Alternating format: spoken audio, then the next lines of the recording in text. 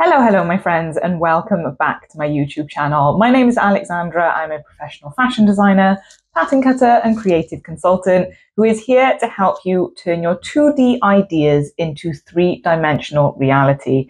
And this video is a really pivotal step in doing just that and building your dream wardrobe. So today, I'm going to be teaching you a really easy but not very well-known technique to help you connect the dots between concept and idea. Hopefully that is an idea that you have tried to visually communicate on paper, you've noted it down, you've sketched it out. Bonus points if you've done something called a technical illustration. Don't worry if you don't know what that means, I'm going to be showing you in a moment. And you're now trying to figure out how to actually apply it to your sewing pattern. So I'm going to be teaching you a really easy approach. If you've watched any of my other content, you may know that I consider myself a little bit of a Monica Geller when it comes to my creative process. So whilst I don't fully fall into the stereotype of chaos and just sporadic monkey brain, I do have a scatterbrain. I do also love to analyze, to color code everything, to really take an analytical approach. And I think this definitely helps when I come to teach you, because it's a case of believing in yourself to be creative and doing small actionable steps towards connecting the dots and learning the entire fashion process. So in today's video, I'm going to be walking you through a variety of examples, whether that is a garment you've seen in a high street store that you want to replicate at home and you don't know how to start, whether that is an original idea of your own and a design of your own, whether that's something you've seen off the runway and you just kind of want to do this as a really strong creative practice to start analyzing and seeing how that would translate into patterns. What we're going to be doing, I'll take you over to the computer, I'll walk you through it. And if you do want to take this one step further, then I really encourage you to sign up for my free Pattern Cutting Basics course, which is going to teach you tools and terminology, measurements and markings, and basic manipulation techniques that you will hear me discuss throughout this video. So that is dart manipulation and slash and spread. If you learn those two techniques, you really do have the world at your feet. Like, pattern cutting is your playground and you can spread your wings and explore it. So let's jump in then, and I'm going to be sharing my screen over here.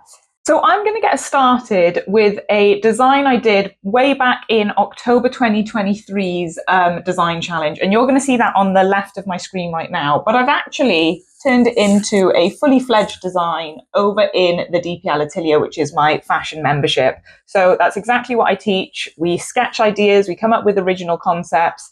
I teach you how to draft the pattern to your measurements, and then some of the skills I'm teaching in this video, which is hacking the pattern into a more elaborate concept. And then, of course, we sew it up at the machine. So this design is already fully fledged, but the tips I'm going to be giving you in this video are so easy and beginner friendly to help you start connecting the dots in the theory that you'll definitely want to listen up. So if I bring your attention to my screen, you're going to see to the left-hand side my initial preliminary sketch, which is this design. Again, I did it in answer to our 3-day design challenge way back in October. What I'm actually going to do, and just for anybody curious, I'm using Adobe Illustrator here. But what I'm actually going to do is I'm going to take the opacity of that layer down, just so that you can see the important steps that I do to analyze this design. So the first thing I want you to do whenever you are analyzing any kind of design, this could be a sketch, this could be a technical illustration, I'll get on to explain what that is in a second, this could be an image from the runway, this could be a photo you've taken of a garment in a high street store that you want to replicate at home. Obviously, a big old disclaimer here, never do this for commercial purposes. I do not advocate or endorse plagiarism, but as a hobby sewist, you might see a design that you really want to add to your wardrobe. You might see a design that you want to twist and change and tweak ever so slightly, and this is the beauty of having these skills, is we can absolutely do that. So this design here is an original design that I came up with in the 3-day design challenge. And when it comes to analyzing how to transfer this onto a pattern, I just want you to do really basic tracings on top. And what that is going to be is your center front line. And so that is going to run down the center front of your model or the garment or whatever you are looking at. So for me, I'm going to just draw that down like so.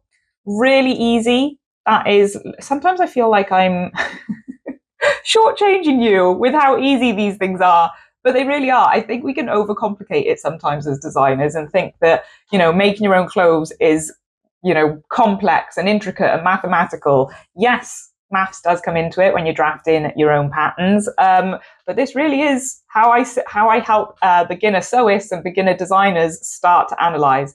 The next thing I want you to do is draw on your horizontal balance lines. Now, these are your bust, waist, and hip lines. They should always, always, always be parallel to the floor. So I want you to draw on your horizontal balance lines. So this, and again, you can guesstimate it just by looking at the picture or the sketch. And so your bust line goes across the widest part of your upper torso, or usually the widest part of your upper torso, across your apex to apex, which is your nipple to your nipple. So that is going to come across like this. I'm then going to do my waistline. And again, I'm just going to take an educated guess. For some of us, that is the narrowest point on our torso.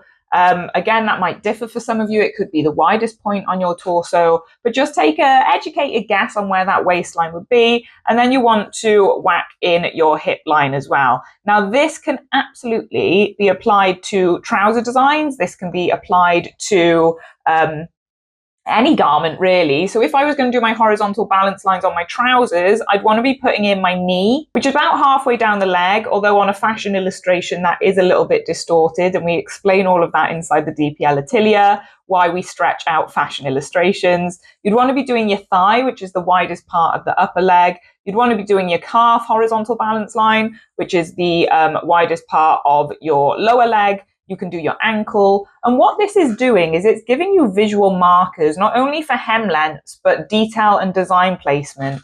And again, same can be applied to the bicep on your arm. Same can be applied to the elbow line on your arm, which should be in line with your waistline, if that helps anybody out there.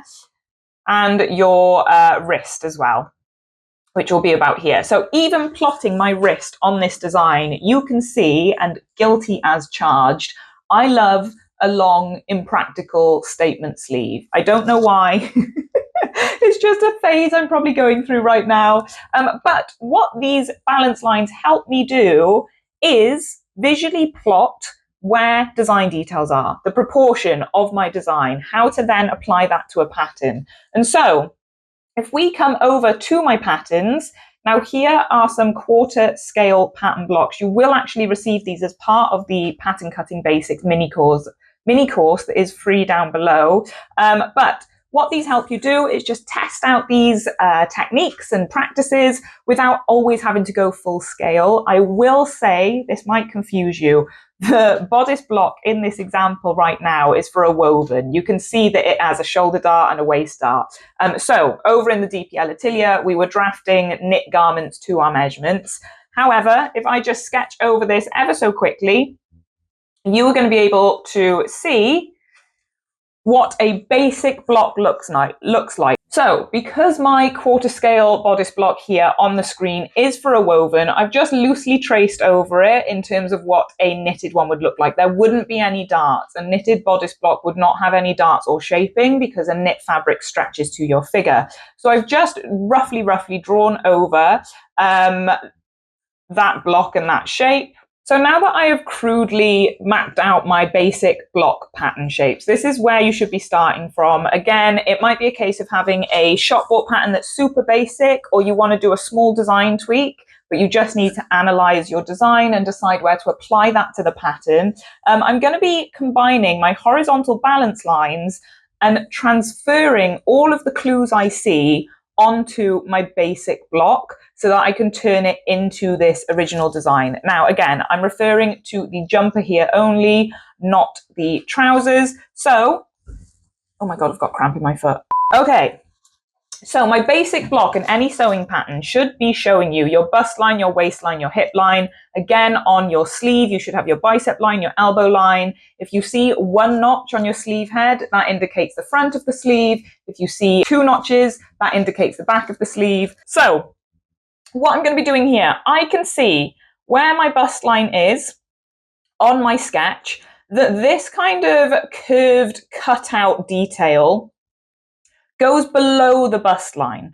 So when I start to draw that on, I can take an educated guess when I'm trying to mimic that shape that the curve goes below the bust line like so. So now what I've done here is I've essentially just drawn in a style line. Now the difference between a style line and a seam line are that seam lines are usually included as part of a construction purpose, whereas style lines are purely for aesthetic. So whilst they are both constructed like seams, they're going to be a stitch line. I'm going to be joining two pieces of fabric together. This one here is just a style line because it's only for aesthetic purposes. There's no dart placement in there. It's not to have a boning channel. It's not to do any kind of fitting amendment, bringing in the side seam. It's literally just a nice squiggly line for the aesthetic purposes of my design. Now, another clue that I'm seeing here is this line that I've just drawn in goes halfway over the armhole, which I've drawn here, and then it connects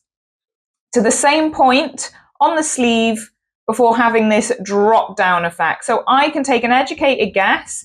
If you wanted to, what you could do is walk your sleeve pattern, and I've covered this in other videos over on YouTube as well, but again, it's something we cover inside the DPL Atelier, and I can walk my sleeve pattern to the point where that connects. And then I know that I'm drawing a line from there to continue that line on my design.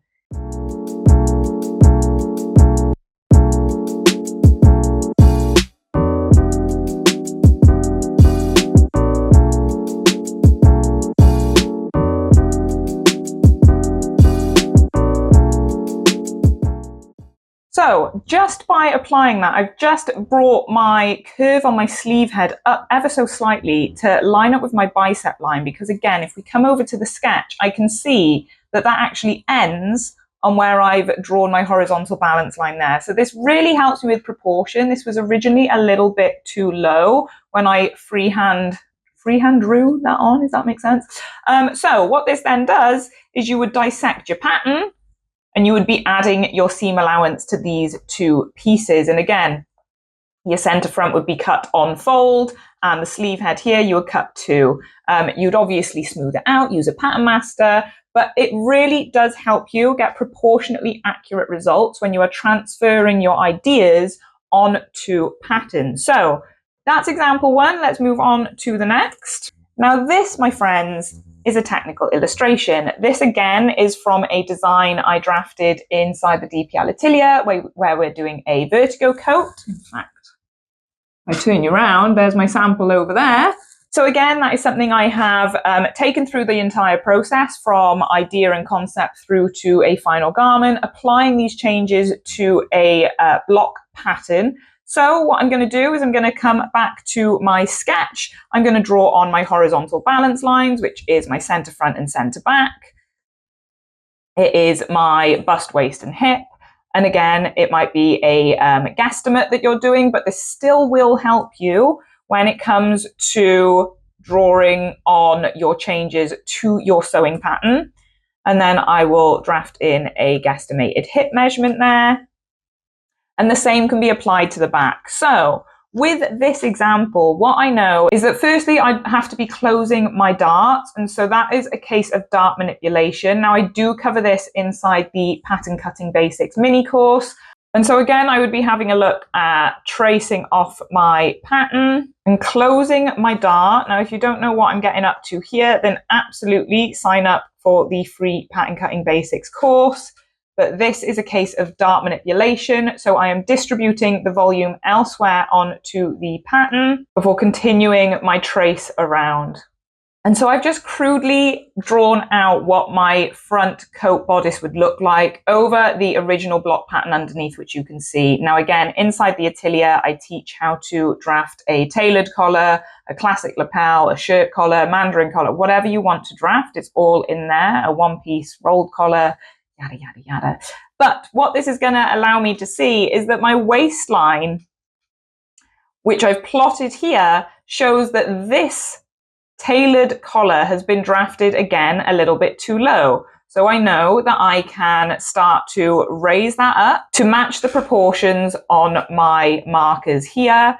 I know that I have got 2 straps that are going to the waist. Now the second strap below goes just under the waistline. So I can make a guess that my first strap would go along here like so, and my second strap would go along here like so, if you just plot those in onto your pattern. And I can also see that my hip line, which is what my bodice is drafted to, is actually shorter than the hem length of my coat design. So I know that I need to lengthen my bodice as well. So these are all changes that simply by adding on my horizontal balance lines to my sketch really help me implement. And so the placement of my straps will eventually be turned into notches so that when I come to attach the straps, I know where to place them on my coat design. So I really hope that this video has touched upon a few examples just to help you apply the theory to your own sewing projects. Now again, come and join us in our free Pattern Cutting Basics course to extend further upon this so that you can learn the slash and spread technique and the dart manipulation technique that I touched upon very quickly in this video. By placing your horizontal balance lines, that is your bust, waist, hip, your bicep, your elbow, your thigh, your knee, it really will help you proportionately plot your design details onto your pattern. And again, if you're working from a basic block, which we should all be doing if we are going to start designing original ideas and concepts, it's a case of understanding that a basic block has a basic fit. So if I have plotted on a horizontal balance line over a sleeve design that is actually quite voluminous to the bottom and it billows and it has that volume and that silhouette, then I know from the elbow down on the sewing pattern, I need to introduce slash and spread to incorporate that volume. Now, if you don't know what I'm going on about, again, please sign up to the free Pattern Cutting Basics course. It does take all of this one step further, but this is a quick, beginner-friendly hack to start analyzing and applying your learnings to exciting, more elaborate, more conceptualized designs so that you can add them to your wardrobe. Any questions, pop them in the comments down below. Like and subscribe for more. I really hope this made sense. And we break everything down into further detail in all of the learning resources, which you will find in the Digital Pattern Library universe. So for now, stay safe, keep creative, and I will catch you on the flip side.